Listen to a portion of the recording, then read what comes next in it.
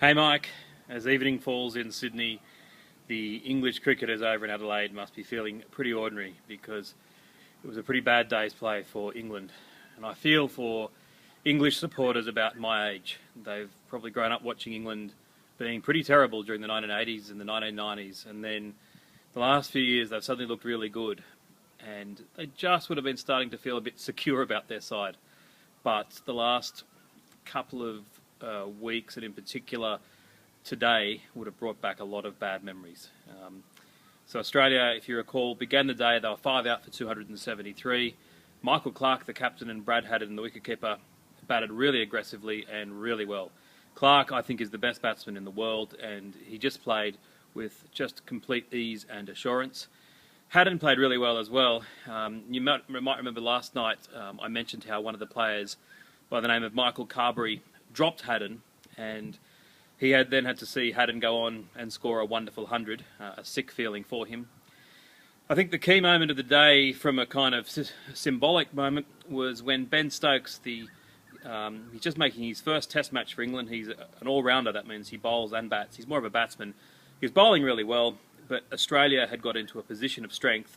Brad Haddin nicked one through to the keeper, all over. First test wicket, great joy. And then they went to the big screen just to check that his foot was behind the line.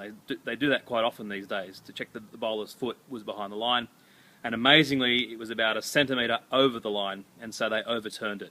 It was a piece of brilliant luck that Australia didn't need. They were already dominating, and it was a truly awful moment for the English fans.